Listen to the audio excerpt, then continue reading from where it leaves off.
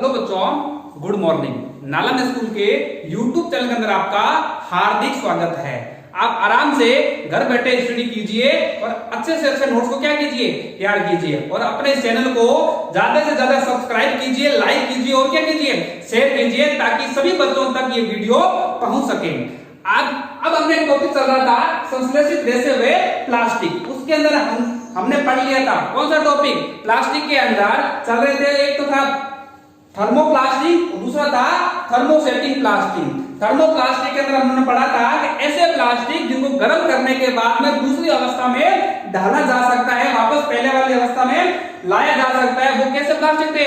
Thermoplastic थे, जिसको हम बोलते थे ताप शून्य प्लास्टिक, जिसके अंदर हमने एग्जाम्पल पढ़ा था पीवीसी और पॉलीवाइनिल वगैरह जिसको हम बोलते हैं, और पॉलीथीन के बारे में। आज हम पढ़ेंगे थर्मोसेटिंग प्लास्टिक। कौन सा? Thermosetting plastic. इसका दूसरा भाग है थर्मोसेटिंग प्लास्टिक। इसको हम ताप दर्द प्लास्टिक भी बोलते हैं। क्या बोलते हैं? ताप दर्द प्लास्टिक भी बोलते हैं। क्यों बोलते हैं ताप दर्द प्लास्टिक? क्योंकि ये ऐसे प्लास्टिक है जो एक बार किसी अवस्था में ढल गए, वापस इसको गर्म करके दूसरी अवस्था में नहीं लाया जा सकता। अर्थात इसको पिघलाकर गर्म करके दूसरी अवस्था में नहीं डाल सकते। अर्थात इसको क्या बोलते हैं? ताप दर्द प्लास्टिक। मतलब अब इसके ऊपर ताप का कोई प्रभाव नहीं पड़ेगा। तो इसमें क्या लिखोगे? एक बार जिस अवस्था में ढाल दिया जाए उसको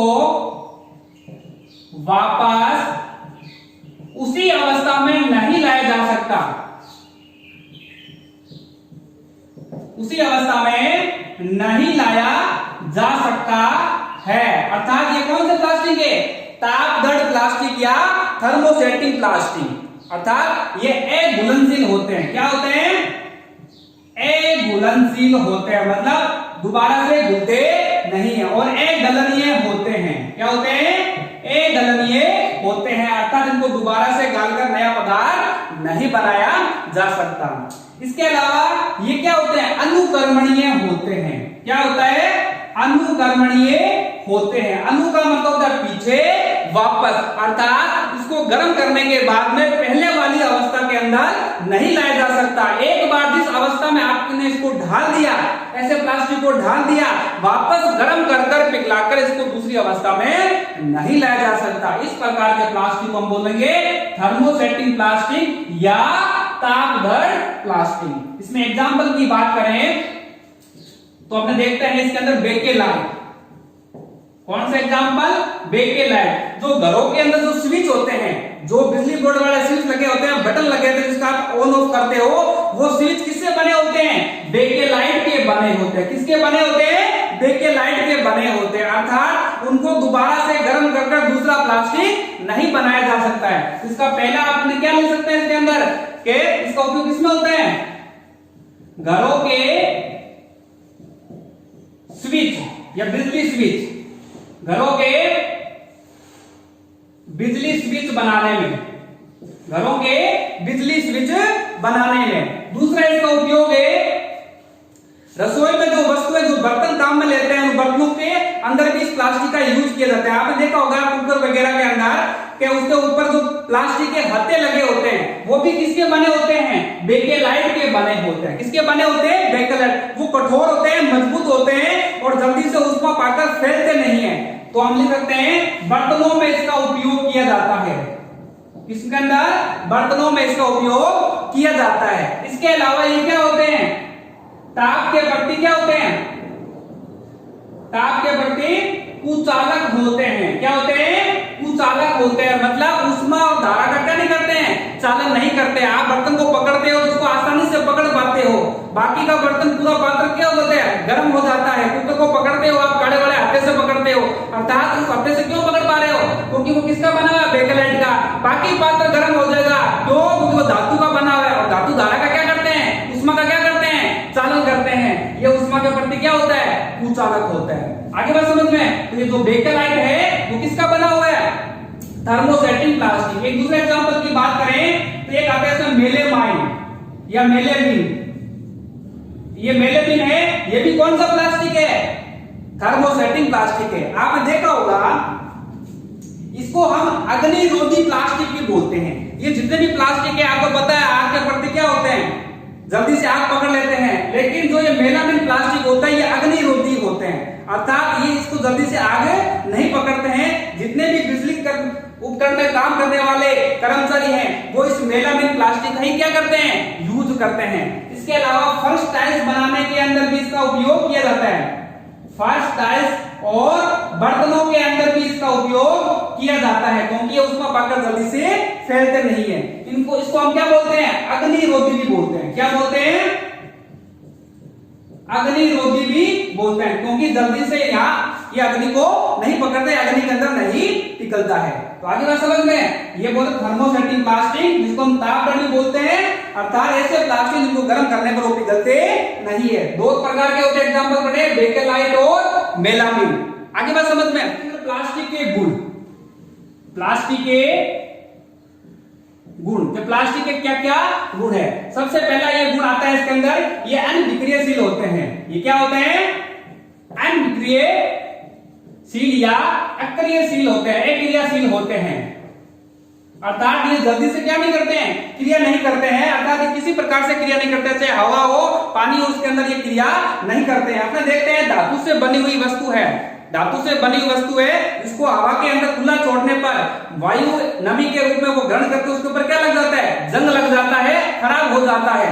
अर्थात प्लास्टिक को खुला छोड़ने के ऊपर वो किसी भी प्रकार से वायु और नमी से क्या नहीं करता है, क्रिया नहीं करता है, इसके ऊपर कोई प्रभाव नहीं पड़ता है, अर्थात इसका संसरण भी क्या होता है, जल्दी से नहीं होता है। जबकि धातु से बनी हुई पदार्थ होते हैं, जो भी प्रकार की वस्तु हैं, वो जल्दी से क्या हो जाते हैं, खराब हो जाते हैं। किसके कारण से, संसारण के कारण से। तो इसके अंदर लिख सकते हैं, यह संसारित नहीं होते हैं, यह संसारित नहीं होते हैं, ठीक है। दूसरा इसका उपयोग सबसे बड़ा आता है, ये क्या होते हैं, चिरस्थायी होते हैं और प्रबल होते हैं। ये प्रबल वे चिरस्थायी होते हैं। प्रबल का मतलब है ये मजबूत भी होते हैं और लंबे समय भी चलते हैं। चिरस्थायी का मतलब हो गया लंबे समय। धातु से बनी हुई वस्तु हवा पानी के संपर्क में आने के अंदर वो धीरे धीरे क्या हो जाती है, खराब हो जाती है। प्लास्टिक ये क्रिया नहीं करती है और लंबे समय तक ये चलती है। तीसरा ये होती है, धातुओं से बने हुए वस्तु के मुकाबले क्या होती है, सस्ती होती है। क्या होती है, सस्ती होती है, जबकि धातु से बने हुए वस्तु क्या होती है, महंगी होती है। तीसरा होता है, इस चौथे से है ताप, ये क्या होता है, कुचालक होता है। क्या होता है, कुचालक होता है, मतलब ये किसी भी प्रकार से क्रिया नहीं करते हैं। अपने देखते हैं घरों के अंदर या बाहर खंभों पे पोल के ऊपर जो तार लगे हैं जो बिजली के, उसके ऊपर विद्युत रोधी का क्या किया जाता है, लेपन किया जाता है। वो लेप किसका होता है, वो इसी प्लास्टिक का होता है, ताकि इस खोल के ऊपर लगाने से अपने को करंट या अर्थ नहीं लगता है। तो इसका मतलब क्या होता है, ये विद्युत के क्या होते हैं, कुचालक होते हैं। क्या होते हैं, कुचालक होते हैं। दोबारा देखना, ये अनविक्रियाशील या अक्रियाशील होते हैं, ये जल्दी से क्रिया नहीं करते हैं। दूसरा है, ये संसारित नहीं होते हैं, जबकि धातु से बने हुए जो भी वस्तु है वो क्या हो जाती है, संसारित हो जाती है। ये प्रबल व चिरस्थायी होते हैं। प्रबल का मतलब काफी मजबूत भी रहती है और लंबे समय तक, चिरस्थायी का मतलब है लंबे समय तक चलती है। जैसे हम देखते हैं धातु से बनी हुई बाल्टी का यूज करते हैं, जिसमें कुछ समय बाद वो धीरे धीरे जंग लगना प्रारंभ हो जाता है, वो वस्तु क्या हो जाती है, संसारित हो जाती है, खराब हो जाती है। जबकि प्लास्टिक की बनी हुई बाल्टी जल्दी से खराब भी नहीं होती है और वह उसके मुकाबले क्या होती है, सस्ती होती है। इसको हम जल्दी से यूज में भी ले सकते हैं।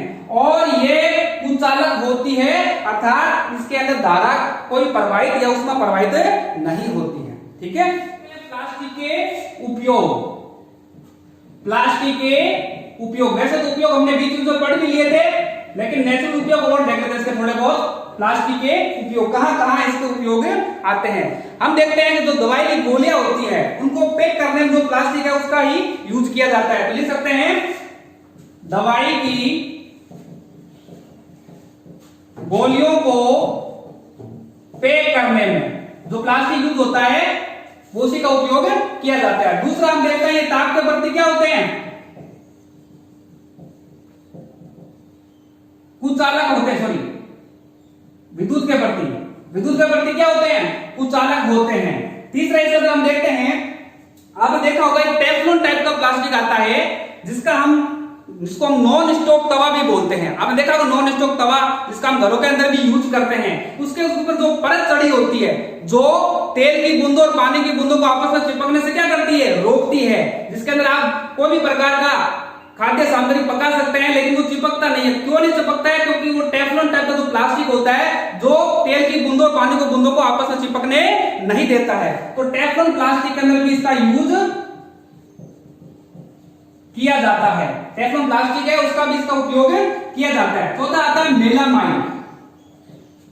मेलामाइन आपको जानकर बड़ा रोचक होगा कि आपने देखा जो संश्लेषित रेशे हैं, जो संश्लेषित प्लास्टिक हैं, वो विद्युत के प्रति क्या होते हैं, जल्दी से अग्नि के प्रति क्या होते हैं, सक्रिय होते हैं, जल्दी से क्या पकड़ लेते हैं, आग पकड़ लेते हैं। लेकिन मेलामाइन प्लास्टिक ऐसा है जिसके अंदर आप देखते हो जो ये आग बुझाने वाले कर्मचारी होते हैं, वो कर्मचारी के जो परिधान होते हैं, जो कपड़े होते हैं, उसके ऊपर किसका लेप होता है, मेलामाइन प्लास्टिक का लेप होता है। किसका होता है? मेलामाइन प्लास्टिक का क्या होता है, लेप होता है, ताकि उसको जल्दी से किसी भी प्रकार की आग की वस्तुएं आग न लग पाए, अर्थात वो आग के अंदर गलित नहीं होते हैं। तो लिख सकते हैं मेलामाइन का उपयोग अग्नि रोधी पदार्थों में उपयोग किया जाता है। आगे बात समझ में? अब इसके अंदर आगे इसका एक टॉपिक बचता है कि प्लास्टिक का उपयोग पर्यावरण में किस प्रकार से इसका यूज किया जाता है। छोटा सा एक पॉइंट है, वो थोड़ा समझ लेते हैं, इसके बाद में पार्ट आपका क्या हो जाएगा, फिनिश हो जाएगा। पर्यावरण और प्लास्टिक, छोटा सा है देखो पर्यावरण और प्लास्टिक का आपस में क्या संबंध है। देखो प्लास्टिक क्या है, अजैव निम्नीकरण है, मतलब जल्दी से ये विघटित नहीं होते हैं, ये हवा पानी में किसी प्रकार से विघटित नहीं होते, क्रिया नहीं करते हैं। इसके कारण से क्या करते हैं, वायुमंडल को क्या करते हैं, प्रदूषित करते हैं। तो पर्यावरण को क्या करते हैं, ये प्रदूषित करते हैं। क्या करते हैं, प्रदूषित करते हैं। इसके अलावा अगर प्लास्टिक को जलाओगे तो इससे जहरीली गैस क्या निकलेगी, बाहर निकलेगी। क्या निकलेगी, बाहर निकलेगी, जो वायुमंडल को क्या करेगी, प्रदूषित करेगी। ठीक है, तो ये इसके क्या है, छोटे से थोड़े से उपयोग है। एक इसमें और है 5R यूजेज, छोटा सा पॉइंट डाला हुआ है 5R यूजेज, या इसका बोलते हैं 5R उपयोग। ये पहला 4R था, अब क्या कर दिया, 5R कर दिया। 5R का मतलब है हमारे को, जैसे आपने देखा होगा अभी हाल के दिनों में प्लास्टिक को क्या कर दिया है, बैन कर दिया है, उसकी वजह से इसमें 5R रूल्स बन गया है। पहले R का मतलब होता है रेड्यूस, रेड्यूस का मतलब होता है कम यूज करना। क्या करना, कम यूज, जहां तक हो हमारे को इसे बहुत ही कम यूज करना चाहिए। दूसरा है इसका मतलब है रीयूज। क्या होता है, रीयूज, दोबारा से इसके लिए उपयोगी बनाना। तीसरा इसमें आता है रिसाइकल। क्या बोलते हैं, रिसाइकल। इसका दोबारा से क्या करना चाहिए, पुनर्चक्रण करना चाहिए। इसको दोबारा से पुनर्चक्रण करके विभिन्न पदार्थों को रूप में क्या करना चाहिए, डालना चाहिए, ताकि इसको दोबारा से काम में लिया जा सके। चौथे आपका मतलब होता है रिकवर। रिकवर का मतलब है जो प्लास्टिक है उसको फेंकने से बचे, किसी न किसी रूप में इसको दोबारा से क्या लिया जाए, काम में लिया जाए, ताकि ये प्लास्टिक बाहर जाएगा तो वायुमंडल को, पर्यावरण को क्या करेगा, प्रदूषित करेगा। और लास्ट इसमें जोड़ा गया है नए सीजन के अंदर, इसको रिफ्यूज भी बोलते हैं। रिफ्यूज का मतलब होता है इसका प्रतिबिंब, मतलब अब हमारे को इसका उपयोग नहीं करना चाहिए, क्योंकि प्लास्टिक हमारे लिए किसी प्रकार का भी फायदेमंद नहीं है। क्योंकि जब प्रकृति में बाहर जाओगे तो जमीन पर गिरेगा, जमीन के अंदर जाएगा तो उसको भी खराब करेगा, अगर ये जलेगा तो वायुमंडल को भी क्या करेगा, प्रदूषित करेगा। तो छोटे से टॉपिक है, इसको आप बड़े आराम से इजीली कॉपी के अंदर करना है। Thank you.